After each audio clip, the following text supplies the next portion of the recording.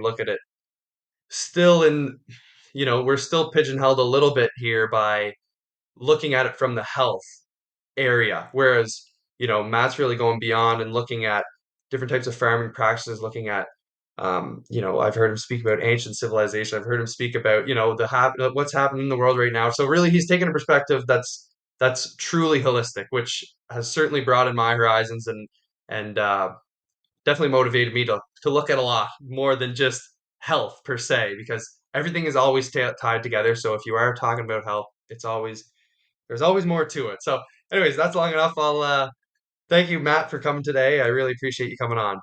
Thank you for having me on. And it's more than protein, carbs, fats. That's the best way to say with the health. Yes, definitely. Yeah, but you know what? For some reason, we always start with the protein, carbs, and fats. I remember going to the gym, and that was my life for a good couple of years there. So, Yep.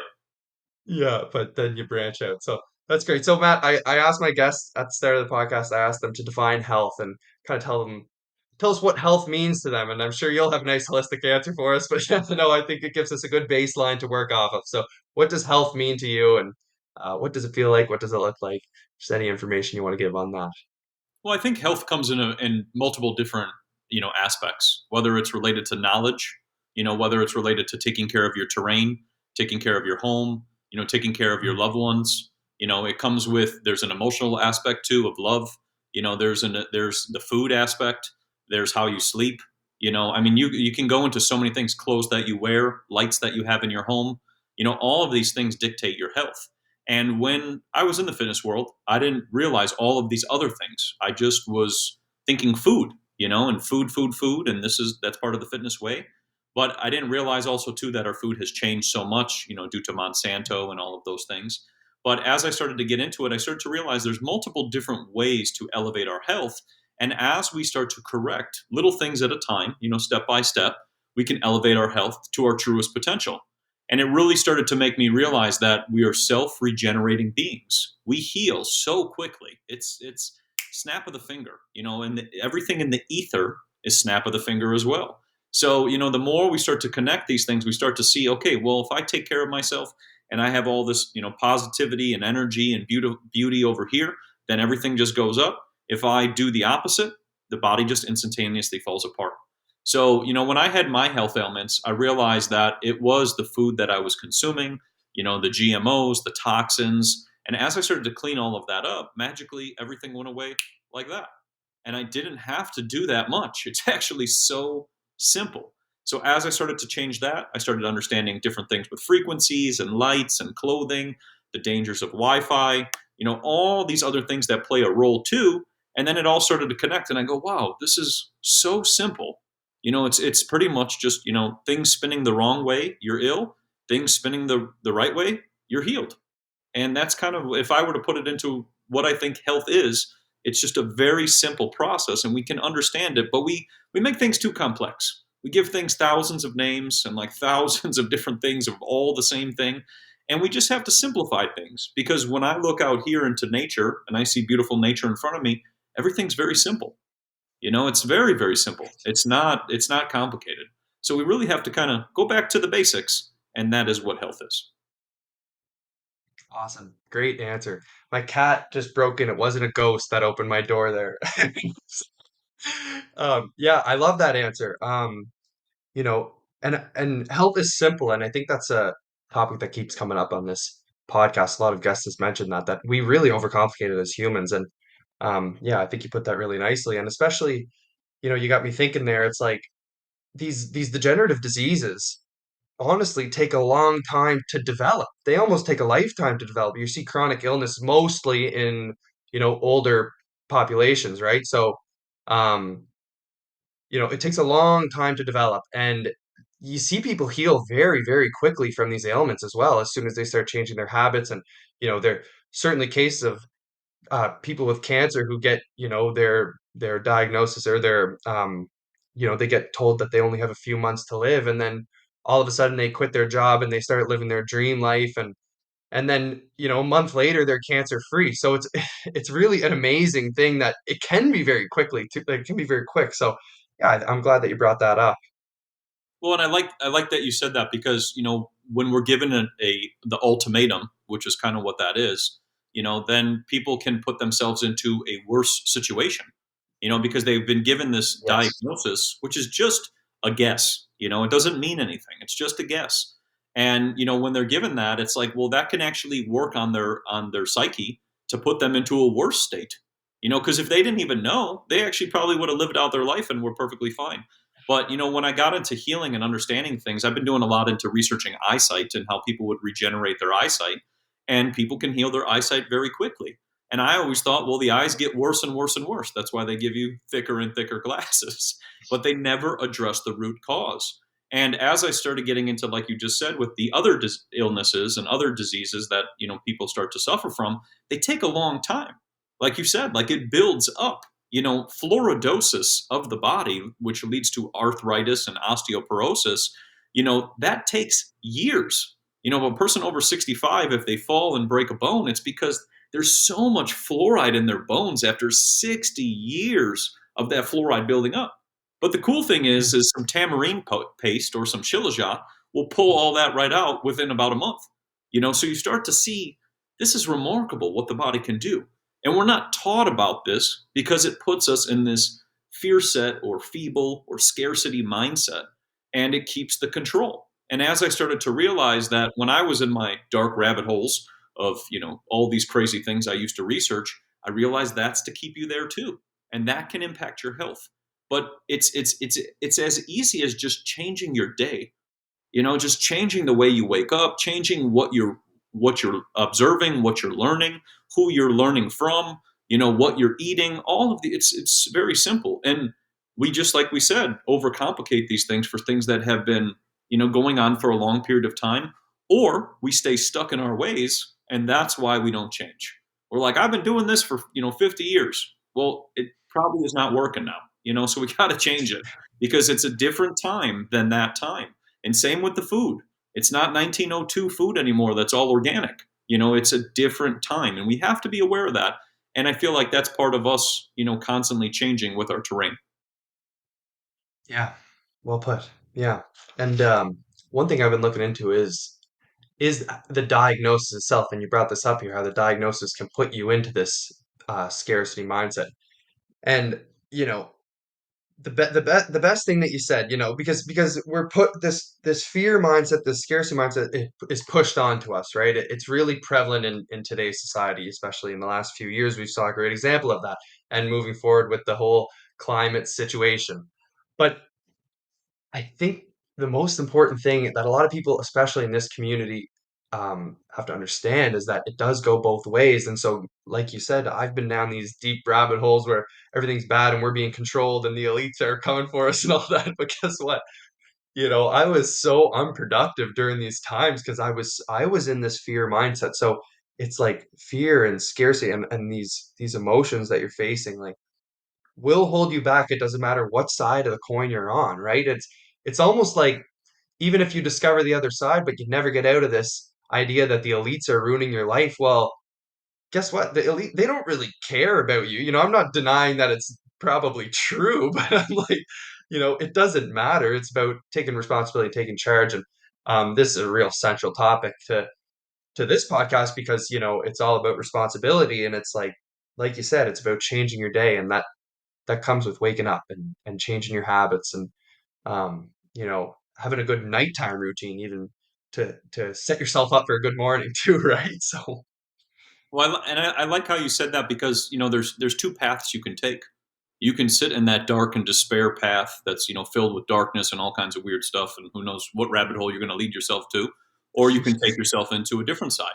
And when I was in my dark path, like you said, you spend hours and hours researching documents and whatever else. It's not getting me anywhere. It's not finding me a solution.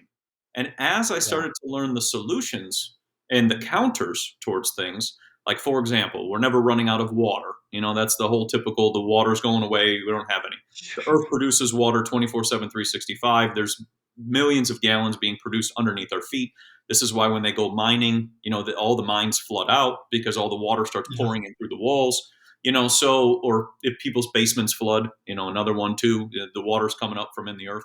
But, that it can put you in a state that you're now controlled. You're like, oh, I'm gonna run out of this water, and I got to start storing it up because I'm not gonna have it. And then as you're in that frantic state, you can't do anything else logically, and that's a paralysis I've realized, and I've seen it on social media. Even with the last Yeah. thing with the Miami and these like alien things and whatever else nonsense. It's another state to be like, oh, now aliens are coming. If it's not this, it's something else, and if it's not that, it's something else. It's to keep you. It's using your energy as a currency. And what I started to realize is when I got to a point of watching some of this stuff and whatever, I just turned it off. And I realized, like you Mm, said, this is not getting me anywhere. It's not helping mm, society. It's not helping me help society. It's not helping my family and my friends. It's just putting me in this dark, lower frequency. And then when I would meet people, guess what's the first thing I'd tell them? Hey, the weather's being changed. It's like I didn't even say hello yet. I didn't even say how are you? How is everything going? Because what happens is we get into this frantic state. So it's important sure. to put ourselves into a state of awareness to realize what is going on. I won't deny that these things are going on, but it's important to have awareness. And then I started to realize through my research that there's a solution to everything. If we give our power away and we consent to somebody taking our power away, then we're controlled. But if we take back that and we focus on what we can do every day, it's a completely different story. And that's what I've seen this in the last 3 years. You see this flip on social media where it was like chaos and whatever else. And then there's another side where it's not being shown, where people are growing their own food. They're homeschooling more than ever. They're not putting any of these into their body anymore. They're doing a whole different thing because they realize, this whole thing, but they realize the whole truth on it and going, wow, this doesn't make any sense anymore. And almost Yeah. like 2020 had to be this like break where it just breaks the realm and shatters everything in which you once believed in, which can create change. So it's like, and it's going to create paths, but it made me realize I can sit here and be in this crazy state where I'm like losing my hair, or I can sit here and be like, how can we find solutions? What can we do? Are there solutions? And what can we do as a community? How can we involve other people? And what's Yeah. funny is I realized that through social media, even me meeting you today, we're connecting because we're on the same frequency, the same bandwidth, and that's only going to continue at the same rate because people are Mhm. over it. And I think that that's important that people have to see that side because it's not broadcasted because it's always like, oh, it's the end of the days. It's always the end of the days. Yeah. The scarcity mindset that has been instilled in broadcast. It started in about the 1960s. That's when they started pushing it a whole bunch that we're running out of water and we're not going to have enough water and everything else. But it's interesting because you can look up the primarywaterinstitute.org and you can learn all about primary water, the water that is underneath our feet. Dowsers used to go out with dowsing rods and find water based on the oscillations of the earth. And it's interesting because big oil and big electric hires dowsers to find water. So if it was woo Wow. woo, why does big oil and big electric use it? Kind of questions to ask. And then when you get more into water, we're told that we're running out, but we're always focused on the rain. We're focused on what's above us. We're always focused on the air. We're not focused on what's deep in the earth. And the most perfect example of how we're not running out of water was Lake Elsinore in the 1950s. Lake Elsinore started going dry, and the people started freaking out. And they decided in Lake Elsinore that they were going to build a pipeline and they were going to shuttle water from somewhere else, from I believe it was Mexico to California. And every time they built the pipeline, it went dry. And they started going, oh, what are we going to do? So there was a dowser who came out and he goes, if you drill right here, you'll find the water that you need because it's right below your feet. Just look. So he tells them that they said we don't believe in that. That's woo woo and pseudoscience, and we don't believe in any of those things. So they built another pipeline. That pipeline failed as well, and then so they decided to take a chance and drill where the dowser said, and they re-drilled that pipe, and Lake Elsinore is filled to this day.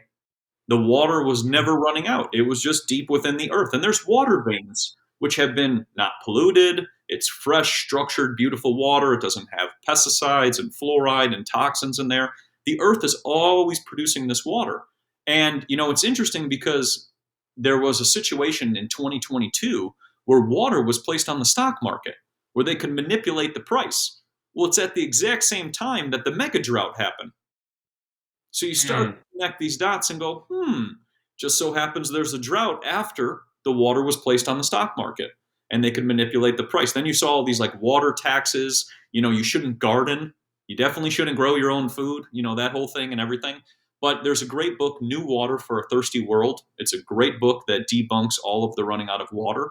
And, when you get into all of this, you can just see that Mother Nature gives us abundance. But if we put dams all over the place, blocking up Mother Earth from flowing in the natural way it's supposed to, then we're going to be running out of water. And then when we have 50,000 man made holding tanks known as lakes, now we start to think, oh, the lake that only has 40% all the time is running low. And you see, they manipulate the stats, they manipulate our Hmm. minds, and they do this because they try to say there's no rain coming out of the sky, so we must not have any water. Now, what's Yeah. interesting is we've had record amounts of water this year, but now we don't hear that narrative. But if next year it's warmer, then we'll probably hear that narrative again. And this is how it gets flip-flopped all the time. They're just picking and choosing. In 2020, same thing. If a person came out and said germs do not make you sick, past 8 p.m., they were censored. But if now we say it, it's okay because it's this Yeah. flipping that just goes on, and it's like, okay, now it's okay to say that all of these were toxic and everything else. So you've got to sit there and look at it and go, hmm, if instinctively I feel that I'm on a water planet, could I be running out of water? The Earth is always producing it. And it was funny when I put up a video on that, it was instantly taken down by all the Oh, platforms. And I showed oil coming out of the earth. So, like a perfect example, it's from an oil rig, and they're just pulling the oil out of the earth. And what happened was my buddy who was on the rig said, he's like, yeah, this thing just fills up. Like we just come back every couple weeks, and it's filled with oil all over again. And then you see the prices change, and or the gas prices and everything else. He's like, but we have unlimited amounts. The earth is always producing it. Oil is like the blood of the planet when you really think about it. yeah. So it's like, how can we run out of the blood of the planet? Similar to the water. You have all these water veins coming up, and then same with the oil. And then when you get into natural gas, which is another one, they used to douse for natural gas. That's unlimited too. All of Hmm. these resources in which we're paying all of this amount of money for are all unlimited. And then you have these price fixes, which is just, them manipulating things and then telling you, well, we're running out. It was hurricane season. We ran out this year and we didn't have all of those reservoirs that we've had for indefinitely. And that's what I started to realize with the whole abundance and energy. The more I looked at the old times, 1900s, 1880s, 1890s, when they had like, 10 million light bulbs and like all these things running, there was quite an abundance going on. All of a sudden, about 1960s, 1970s, all of a sudden there became energy crises. And we heard all of Hmm. that in the 70s. We don't know what to do with energy. And it's like, oh, okay, so it just came now that it fits the agenda in which you're trying to sell me. Yeah. Yeah. Scarcity sells, that's for sure. Yeah. Yeah. The my favorite part about the oil discussion is calling them fossil fuels. The You know dinosaur. how yeah, how we dig for oil like at like thousands of feet deep, and then the deepest fossils like way above that. Like we're digging for oil down here, and the deepest fossils are way above them. But yeah, oil is just decomposed dinosaurs, right? Well, Yeah. and like you said, they give these funny names. That's the Rockefellers bought out the educational system in 1910 with the Carnegies. So they Yeah. started debunking, and the Rockefellers own the oil. That's what's funny. They're known for oil. They're the snake oil salesmen. Like then when you get into this, so it's like they're telling you the opposite and now telling you it's from dinosaurs. And even with carbon dating, carbon dating is as accurate as a PCR test. So if you're going to tell me something is 10 million years old, how do you know if it has a 99.9% error rate?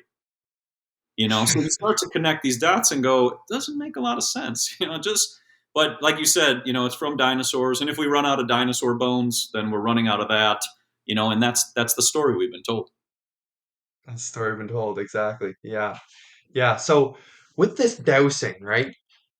What an amazing what an amazing thing, right? I've seen them with they're like little rods. Is it a specific metal that they use for it? It's like two little rods and they kind of move back and forth. For those in the video, we're using our hands here trying to show what we're talking about, but maybe you can explain that a little better. So the dowsing rods are usually an L-shaped rod, and they can be made out of copper, bronze, or they can be used out of a hazel wood. They actually used to use a piece of hazel Hmm. wood in a stick, and when they would walk over a certain area and they were looking for water, they would get an oscillation or a spin that was determined underneath them, and then their stick would move up, and they would know exactly where the water was. And what's interesting is they could also ask the earth how deep is the water so that they would know where to, like, how deep to go into the earth. And it would basically be on, depending on how many stick raises or dowsing rod raises that they get, or they could do it based on the cross. You could say, is this water 150 feet deep? And then what would happen is the earth would communicate back. And that's why, if you think about like the Ouija board and that whole thing where they were like trying to make fun of it, but it's like the dowsing has gone back to, you're going back, it's so far in time. And the only reason dowsing was considered sorcery or witchcraft was because it separated them from the kingdom. I don't have to go to the king to get my resources anymore. I can find them myself. So when you get into dowsing, it's a very fun one to look into, and you're just picking up on the earth's energy. There's always energy pulsing all the time, and you're just picking on up that. And there's so many people who still do it to this day, who are finding water all the time in a time in which we're running out of water. Hmm. Yeah. Yeah, and really interesting there. I was talking to a fella, a Christian man, and he was I was asking about this about Steiner's work on oh, what do you call it? I'm blanking on his like agriculture, biodynamic. I was asking about biodynamic farming, because I had talked to a farmer before that about it, someone half local here, and anyways, this Christian man was telling me that, he doesn't really subscribe to the idea of this dowsing and of biodynamic because um it was actually calling on like demonic spirits was the language that he was using. And so that's why he didn't want to take part in it. And obviously with a greater understanding of how religion's been used to certainly suppress the general population, especially going back to like you were mentioning in kingdoms. I just think it makes a whole lot of sense here that they might have used this narrative in that time too, because it's amazing that it's still prevalent and that this man and this man is amazing. He's an amazing farmer and he's such an amazing man. I really enjoy speaking to the guy, and he obviously takes a different perspective. And I'm not trying to put that down at all, but I just think that that's a really interesting observation that was kind of used as a way to maybe disconnect us from the natural frequency. Because what didn't make sense to me is I'm thinking, okay, well, like when I think of God, I really think of God as, as the creator of everything, right? And so um harnessing an energy that's from the earth doesn't really strike me as demonic, like I feel like when it becomes demonic is within our own minds if we're have poor intention. And I really think that human beings are the one that have created that. But anyway, that's maybe a discussion for another time. But I just thought that was really interesting, and you kind of just brought up something similar to that. So I don't know if you have any thoughts on that, but No, I like that you said that because, when you look at the churches, the mosques, the temples, those are all harnessing the atmospheric energy. The yeah, materials that they're built out of, they're antennas. You have yeah. antennas all over them. They're picking up on the ether. So when you walk into that building, you're picking up on those atmospheric energies, and the materials are picking up on that. Same with the color spectrums. All the glass windows, those are all showing you what the water in your body is going to turn into, the structure of the water. So that's another one. And when I Hmm. got into electroculture, it was interesting because when I was studying back, they were saying that the Royal Agriculture Society was using electroculture to tap into the energy to increase their yields. And what they noticed was where anywhere that there was an antennas, like let's say on top of the church, there was the cross, there was a piece of copper running down from the cross into the garden next door. So it's like No somebody way. was tapping into the atmospheric energy that they knew to run copper. Now they say that it's for lightning rods, but we know that if you tap into the atmospheric energy, you can increase your yields. And you always see the most beautiful gardens next to all these religious buildings as well. So you sit there and go, somebody knows something. And I found a book. It was an older book from the UK, and they showed Yeah. all the sacred gardens, how they drew them out with all the shapes. And I thought, think of how much work this would take. Think of all the work that this would take to create all of this, unless you know that it's resonating a frequency from the design that you create on the earth up above and down below, which then impacts everything around it. And it's like, when you get into gardening, people are like, oh, you just got a garden, but it's like there's much more to that. And Marcel Vogel showed all that when he was talking to plants and doing all the research he did. He Yeah. created the crystals, Big liquid time. crystal display. He was the creator of all that. But you get into all this and you go, this is all around us. We just have been, like you said, we've been separated from it or told that we should not connect into this. And what I started to realize is that keeps us from being self sufficient and independent. Yeah. Yeah. Friend who had found out that one of the trees by their house was like going crazy. It was producing tons of apples, and they couldn't figure out why that one was producing tons of apples. And they found out that one of the family members threw a copper pipe like years ago in the ground, and it's been just sticking out of the ground this whole entire time. And that apple tree has been just pumping out apples the whole entire time. So, like you said, the copper situation, if you Wow. just kind of try to take it in, it's hard to kind of understand. But you have to think of electrical conductivity. And Tesla was big in copper. You get into all of his Tesla coils and grounding coils. You go into Nathan B. Stubbenfield. He was huge in copper. He was the one who created the first telephone and radio, which they don't talk about. But all of these people Hmm. understanding the ground energy. And that's what you're tapping into, because the earth is producing static fields or charges all the time. This is why lightning comes down and there's a discharge. It's trying to break that up and fix everything. So there's all this electricity that's just pumping out. And as you create these antennas and place them in your garden, you're basically creating kind of like a grid system that's harnessing static fields and harnessing the energy of that area. And it's interesting that you said that after things burned, it was even better, because I always talk about basalt, which is volcanic ash, which when you place volcanic ash all over your soil, you're putting all this quartz all over your soil and all these minerals. So if you think about it, you increase the electrical conductivity with the electroculture that you just mentioned, and then now you have the ashes. Now you have everything go crazy. And Steiner, when you look at his stuff, he was big into putting cow horns with manure and quartz together all into the soil so that he could increase the energy, because a cow horn makes a point. It makes a pyramid and it makes an antenna. So he would do that. But when I got into all of this topic, it was back when I was living at my place, and I had a moringa plant, and I decided to try it out. And I started researching the work of Victor Schauberger. He was talking all about copper. If you spin things with a vortex, you can structure water, you can clean water, you can do so much with copper. And it was interesting because he presented all of the things that I am talking about in the 1940s to the politicians, and it all got dismissed because they were getting kickbacks from the fertilizer companies, and decided to put out a radio broadcast that if you use copper tools or copper in your soil, you won't yield as much food and you won't make as much money as a farmer.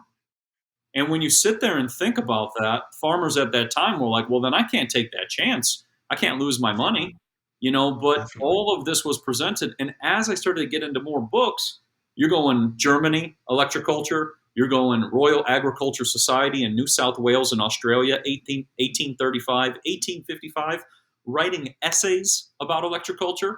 So you just keep going back and you keep seeing everybody's realizing we can tap into this energy. So when I started talking about this, things just went crazy and people started trying it. And I've just seen remarkable results. People sending me beets the size of my head. I had a fellow send me, a watermelon that was 40 something pounds full of seeds, which is a big one Yeah. too. It always has the seeds, Important. but just all these beautiful things. And it made me realize we don't need pesticides.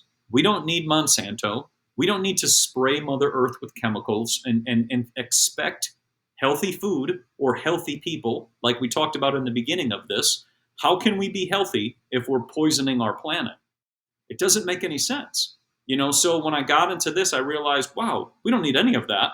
And all of the fertilizers and everything they sell at the store has a lot of iron in it. All that iron leads to rust and decay. Copper, there's no rust and decay. There's just increases in electrical conductivity. So when you get into this topic, it's mind blowing the more you start to look back and you look at these books and articles and everything else. But it started a movement, in my opinion, of independence. People realizing I can try this, test it out, see what happens. And if it goes crazy, I can give food to my friends and family. If it doesn't, I can Yeah. try it again and see how it goes. And it was interesting because there was one of the guys in Florida. He was clearing up the stuff in the sky using electroculture, and it made me start to realize that all those atmospheric antennas that used to be on top of the churches, the mosques, the temples, I bet that those have a lot to do with getting rid of what's going on in the air. But it's not taught about because that's the first part of these buildings or the cathedrals that they start taking off. All the antennas. They don't do anything on the inside. They always specifically go for the antennas. So what we have to do is take back our land and start trying these things out and seeing what happens. And I guarantee you'd be like, wow, I got every bird, bee, pollinator, and other thing going on now. I should have tried this a while back. Cool. Yeah. Yeah. We're very fortunate because our house is okay. We sustained a little smoke damage. That was pretty much the worst of it. But the fire came, it was coming down. And so I'd already built my permaculture. I just like to think this is that it helped, right? Because the fire actually came down and it burned around our house. It literally split. It's only like 100 meters away from us, the burn line, like across the road behind us, but it literally split and it went around us. So we're very, very lucky. Obviously, the first responders are certainly to thanks, but maybe the increase in energy in this area helped to give them the strength. But I just thought that was really interesting. It literally split and went around us when really the landscape is all extremely similar along the whole way here. But yeah, that was my little. I thought, oh, well, my little copper structure did something because I've heard of them, the people, doing it to bust the clouds and all that, and building these structures. And there was the name of one of them, like the Cloud Buster. um, but anyways, yeah, it was super cool and really easy thing to implement. You need to go buy copper; it's pretty cheap. Buy some copper pipes and some copper wire and and just play around with it. That was my favorite part. Like I really just went out and like because there's not really any like tutorials out there, on YouTube how to do electroculture, but more people are talking about it now, which is super cool. And like you mentioned, like it's just resurfacing. It's just resurfacing. So what the cathedrals are doing and what we're doing with the electroculture, right? You're kind of increasing the energy of the earth. Um, you know, we know electromagnetic frequencies can be really harmful, like non-native ones. I wonder, like, where the difference lies here in if we're using like energy harvested from like the free energy, we're using that versus these electromagnetic frequencies. I kind of wonder if you could explain maybe the difference there, or if there's a connection, or is it like the source? Maybe if you've ever thought of that, I don't really know. But I am I being clear in my question here? Or? Oh yeah, yeah, yeah. I got an answer for you too as well because it Cool. relates. But Nathan B. Stubblefield, when he created his Yeah. first telephone and radio, he used the earth to communicate.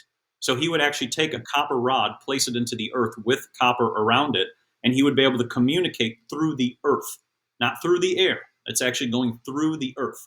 So now we have cell phone towers, which work on the radio system, which go through the air instead. Now, what happened was when Marconi was creating these first radios and using the telegraph and all those other things, they were all started on fire because you're using so much energy. You have to keep producing energy, but keep burning oil and whatever you need to do to produce that energy to use this system. And that's why you see like cell phone towers, you see there's like a transformer next to it because it's using so much energy to function. Versus Nathan B. Stubbenfield was like, we don't need to use any of that. And you can do it all for free. And you can call your neighbor and you can just connect it into the ground. So you have a non natural frequency, which impacts our health. And the book, The Invisible Rainbow, is a great one on that for people to look into. And then you have these natural frequencies. And when I study back in time to Tesla and Nathan B. Stubbenfield and earth batteries and everything that they were understanding, they realized that we could just use the earth. It's always giving us energy. And Nathan B. Stubbenfield's battery, this was very fascinating. He has a patent, you can look it up. And if you place that battery into the earth each day, it gets stronger and stronger and it generates more energy. So he was like, you can just light up your house using this earth battery because it's only going to get stronger from the fields in which the earth is always creating.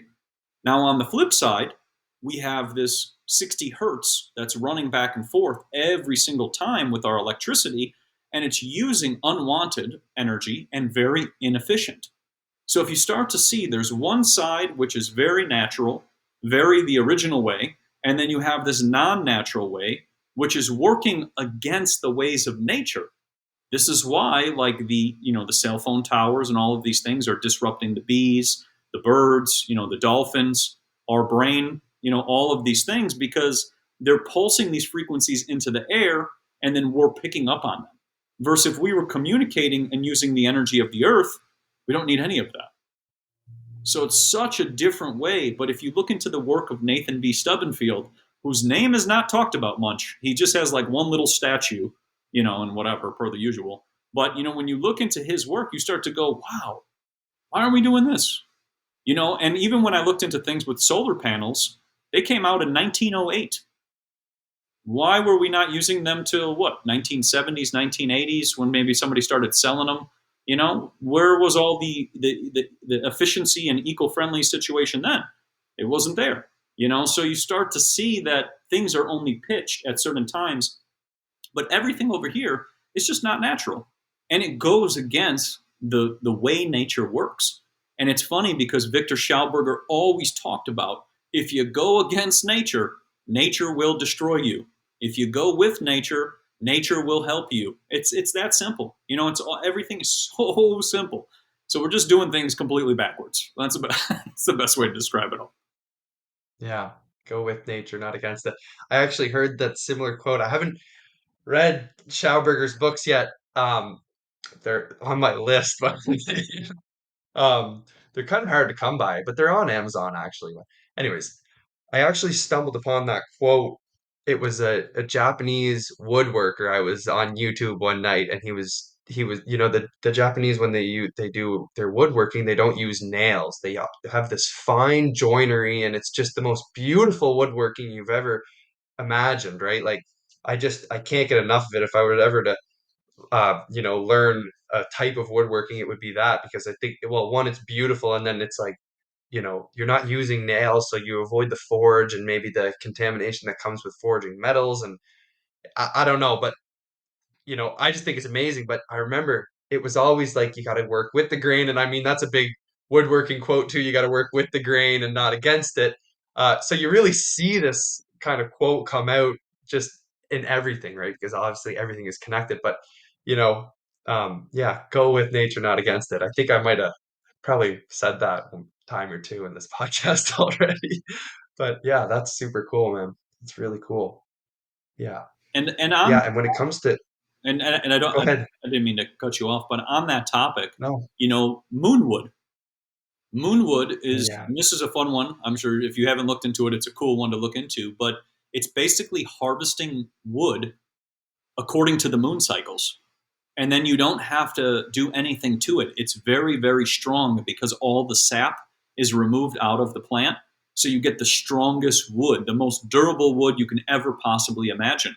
So, when you get into all of this, it's like you look at, like you just said, an ancient practice, people were understanding the energetic principle or moon cycles or solar cycles or whichever part of the realm you want to say, and they understood it. And then, yes, it's interesting because when you talk about putting like screws and other things into things, now you start to change the electrical structure of whatever you're using.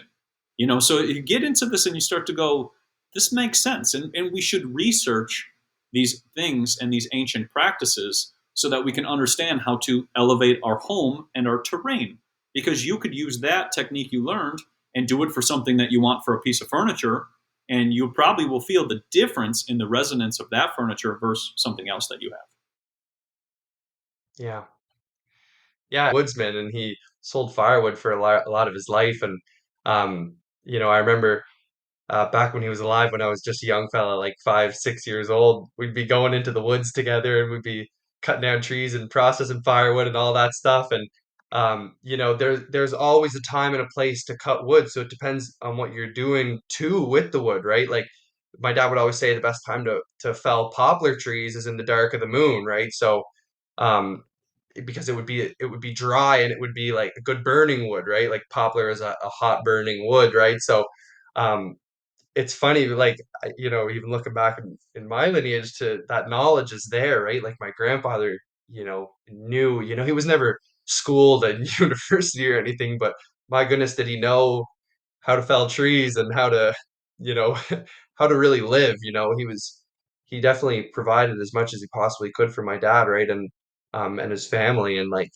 just had this amazing knowledge of the land and talked about, but we're obviously not taught very useful skills anymore at school. Yeah. Well, and also too, Yeah. the material that you cut the tree with. That's another Yeah. thing. We use a lot of iron and a lot Sure. of steel. What happened if everybody was using copper and bronze? I always wondered when Yeah. a tree is cut why it doesn't regrow from that one spot. But if I cut an onion, it starts to regrow. So then Sure. what's the situation? What is different between the onion and the tree? And then Mm. you start to wonder, well, if I used a different type of material, imagine if I used a crystal blade, like quartz or something like that. Would there be a completely different, impact to the tree if you cut the tree than if you use, for example, steel or iron, which usually deadens the tree? So it's really Yeah. interesting. Like you think of materials and resonance and all these things, and it's just some stuff that you have to like wonder, like, yeah, like all of these things are impacting something, but we're just not paying attention. Or, like you said, your grandfather said, this when you were a little kid and you never understood it until we're sitting here today. And that happens to me all the time where I look back and I'm like, wow, that's what somebody was saying to me. That's what my grandpa said, or that's what my grandma said. I never understood it. And my grandma always said, health is wealth. It's the only thing that you own. And in this podcast, as we talk about this, it is true. Like you can Yeah. own your health, and it is the only thing you can own. They can take things from you, but you always have your health. So and I think it's important for people to realize. But yeah, it's fascinating when you get into all of these topics.